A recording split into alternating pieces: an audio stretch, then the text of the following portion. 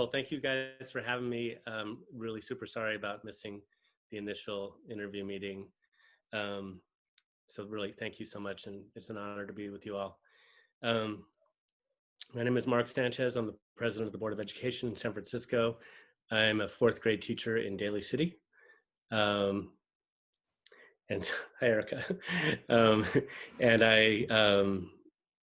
so I teach fourth grade, so I'm really familiar with distance or crisis teaching and learning.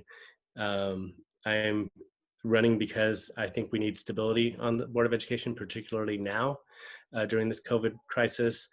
Also, we need to have teachers, educators' lens when we're making decisions, critical decisions about how we move forward with our distance learning, but also eventually hybrid and then back in person learning and teaching.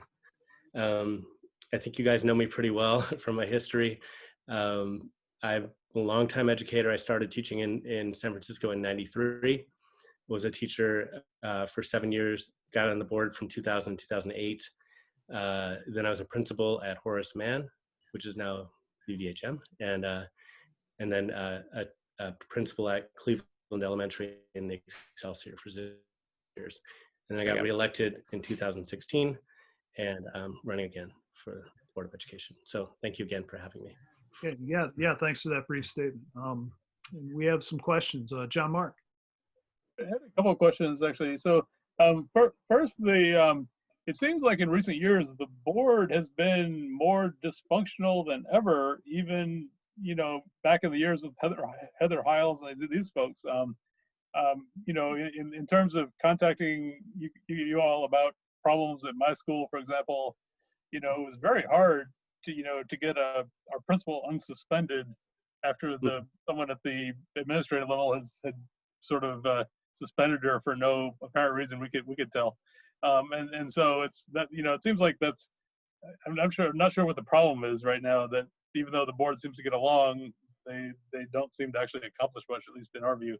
Mm-hmm. And then the second question was more about the issue of COVID and who you take advice from. I guess you are a science teacher. I don't know if you still are, but I was. But so you have some ability to like read the scientific literature to some extent, and so I wanted to see like who would you take advice from as far as when to go back and which kids would you prioritize, like younger grades or anything like that? I saw you prioritize like students with more needs, but then they might not be the ones who are safest to return. Mm-hmm. So I wanted you to kind of address those two issues. Both good questions. Well, I mean, the dysfunction of the board is oftentimes in the eye of the beholder. I would say that when I first got on the board back in 2000, it was much more dysfunctional. People were actually fighting in public. We had a very, very polarizing superintendent. So I think there was a lot of gridlock, and we were oftentimes in the media in a negative light. That has not been the case. Basically the things that have happened at BVHM in terms of, particularly in terms of the leadership, I'll just be candid, I was, and other board members as well, were really forceful in our insistence that the principal return. There were issues that we couldn't talk about in public, or we would get sued in a minute. So because we can't talk about personnel issues. And there are things that happened that you probably don't know that happened that really did call into question some of the decisions that were made.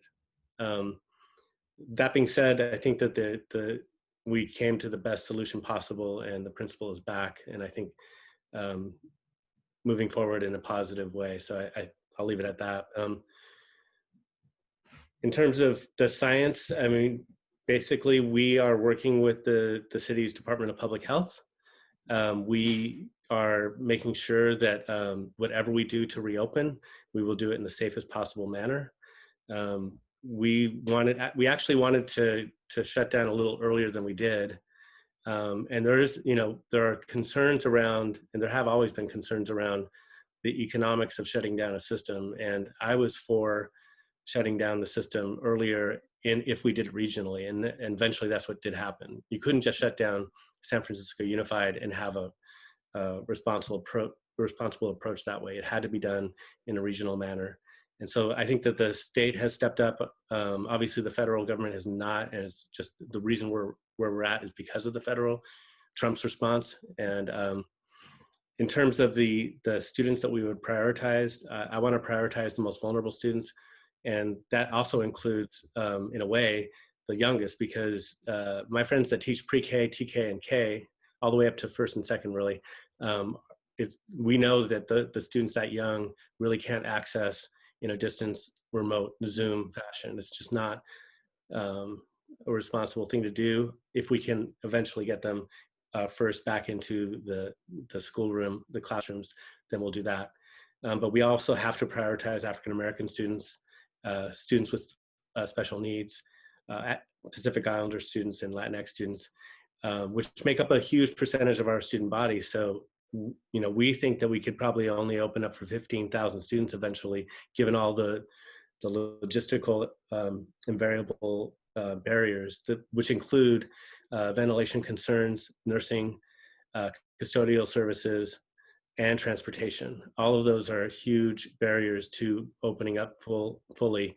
But we will obviously keep working with the Department of Public Health, listening to the guidelines from the state's Department of Public Health and others. But ultimately, we will make the decision with the superintendent. And I think that we've made responsible decisions about this in the past, and I think we will going forward. Okay, yeah, I mean, my thoughts on it though are that I would have wanted to see the school board advocating more creative solutions, like possibly having classes outside. I mean, obviously now with all the smoke, we can't do that, but there should be at least a month before it's when we could have had classes outside, for example. Well, no, those. So we've had discussions about that, and we are moving in that direction. We have a working group planning for the opening of outdoor classrooms at McLaren Park for up to 500 students. We look forward to the community learning hubs, which will also be utilizing outdoor space. We're probably going to learn a lot about how that works in terms of how you protect kids from the elements, and also how you make sure that for my friend Jeremiah Jeffries, who teaches first grade, he's like, my kids are just going to run away. If we put them in a park outside, like, how do you ensure safety that way? So we've definitely been working on that angle, and we're interested to see what other city. I have not seen any other city put their students outdoors. We also have to make sure that the ratios are kept low, and also that social distancing still takes place. And that's really, really, really hard, as you can imagine, with the little ones. So yeah, that's where we're at with that. And I've definitely been promoting utilizing the streets that surround schools, for example, closing them off so we can have outdoor classrooms. Obviously, the schools that have a larger outdoor spaces, we should be utilizing those outdoor spaces as well. Mm-hmm. The same thing still holds in terms of the other variables, and not, except for ventilation. The nursing staffing, less so custodial if you're outside, but still you would need it. And also just I didn't mention this earlier, but the actual teaching staff, who we don't know would be ready and willing to go back in any situation as long as we don't have a vaccine, because so many of our staff are vulnerable, and we know that many of our student nutrition workers and custodial staff and others, there's a huge proportion of them that are over 55 years old and also have other health issues that might come to bear. So it may seem simple to say we should just go outside and teach and learn, but there's so many things that we have to take into account as we move in that direction. So I've got a really quick one, and then another one which may be quick. It's the presidency is a rotating position, right? And will that then there'll be, after the November election, a new president will be chosen for next year? Yeah. Well, you may remember that I actually served 2 years in a row as president in 2007 and 2008. Yeah. So And Jill Wins actually did as well in 2000, 2001, or 1 and 2 maybe it was. So it could happen again. Yeah. Yeah, it could happen again. I mean, I really do appreciate the board members that are on the board with us. It's a pretty strong crew. And as you know, Gabriela Lopez is the vice president, and she's doing a wonderful job. She's actually out in the community more so than any board member I've ever seen, working in the community, making sure devices are getting out, making sure that food is being delivered, making sure that families are getting trainings on how to use the devices. Like, she's literally doing that work. So just hopefully a quick question. Do you see that this may be because of the challenges we're in right now, that this may be a good time to be advocating for citywide fiber optic broadband? Yeah, and that's not you know, not some company coming in and doing it for us. and not what Newsom wanted to do, which was to have a lower quality broadband for public use as opposed to a high quality one.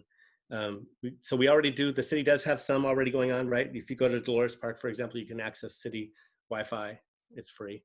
So we need to expand it, but we need to expand it into the areas that need it most first, right? So we already know that a lot of the public housing developments are really hurting. In fact, we've partnered with the city and other agencies, and even with some of the providers to provide hotspots. But hotspots aren't nearly as good as fiber optics, and right. making sure that students get the highest quality, that need most stability. And so I totally agree. There needs to be a citywide approach, because we don't know what's going to happen in terms of how long this lasts, and we don't know. I mean, even if a vaccine comes about in December or January, we don't know if it'll be a vaccine that's a workable one that has been gone through enough trials. So we might go back into this false sense of security, going back to school and then having to shut down pretty rapidly again. And so we're probably going to be having to depend on quality Wi-Fi moving into the future. And also, just we know now, we've learned a lot about how to do certain things on in distance learning with Zoom that we might actually want to keep on doing. So providing, for example, a good example would be providing tutoring services for students that are, have fallen behind or need credit recovery.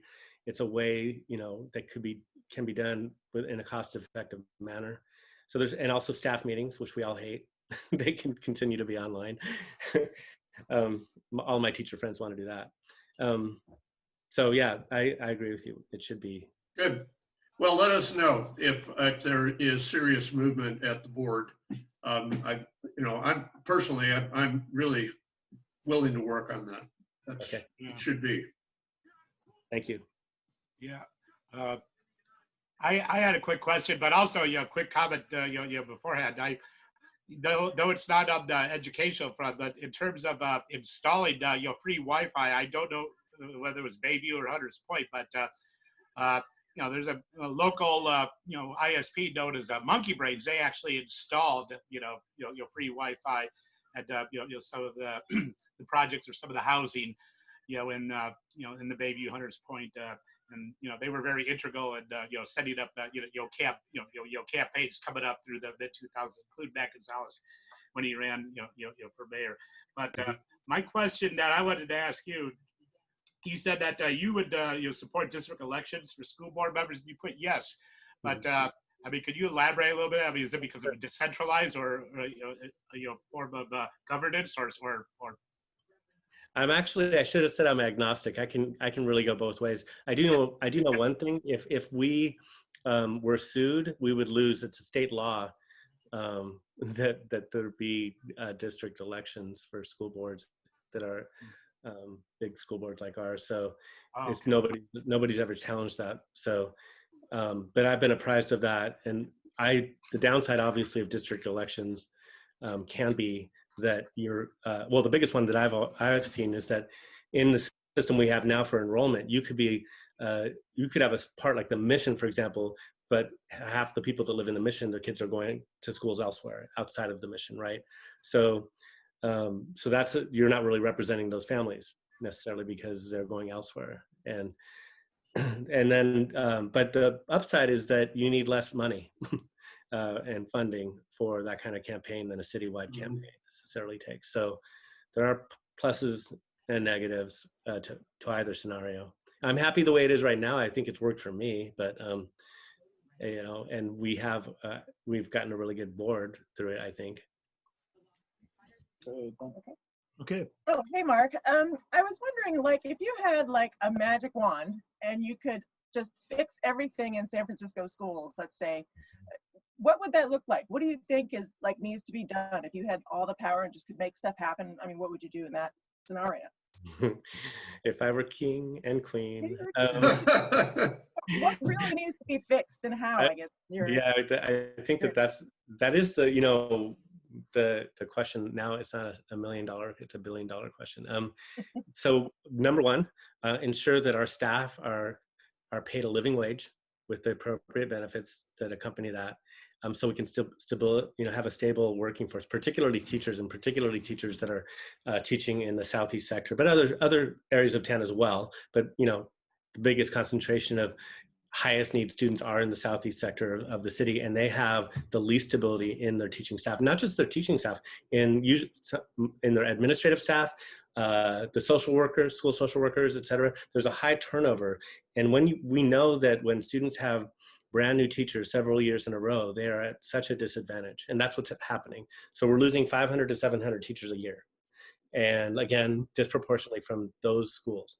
And so that would be the number one thing. So making sure that folks are having appropriate compensation for the work they're doing, but also opening up more opportunities for educator housing, which we're doing. So our first educator housing will be opening in 23 in the Sunset District. We have 3 or 4 other sites already identified.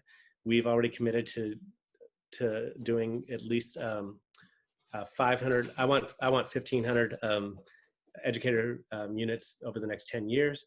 So things like that, that's number one. I also think, and I think this kind of came through in your questionnaire, which was around our facilities themselves. We have a huge backlog of what's called deferred maintenance, which normally cannot be paid for through a bond.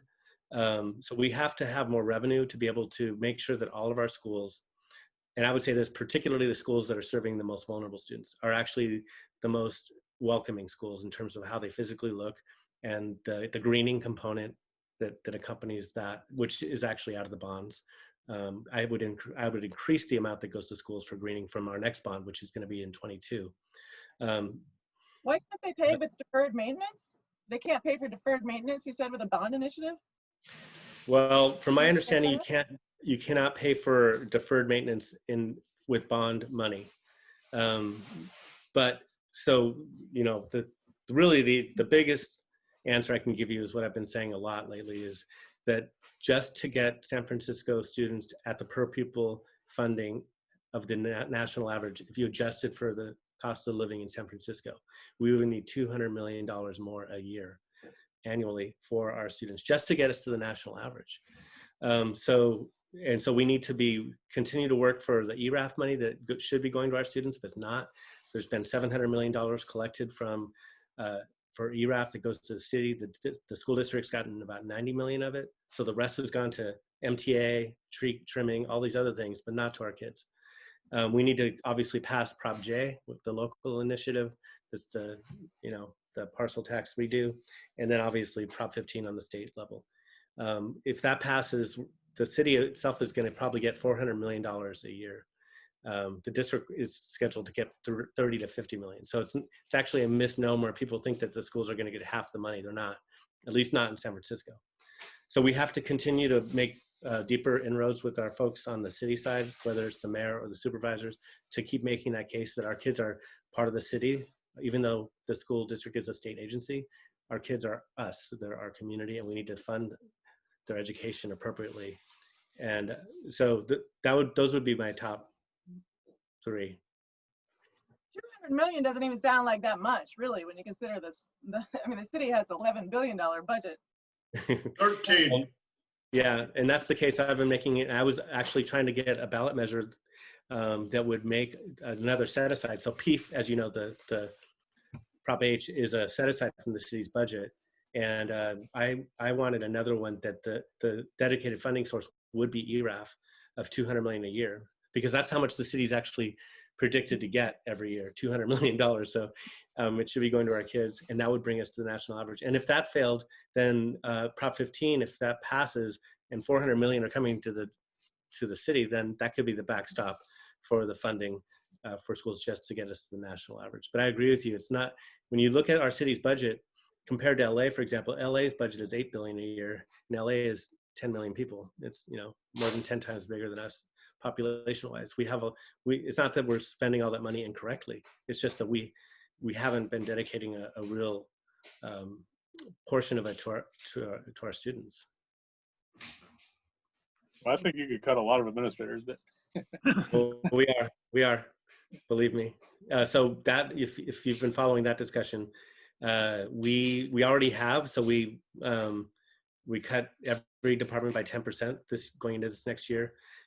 We are going to be making a baseline staffing kind of blueprint for our schools, so that, you know, whatever we decide that is. So like every school, for example, getting a full-time social worker, a full-time family liaison, et cetera, whatever we decide, that becomes the priority. And then central office has to get cut to make that, to meet that priority.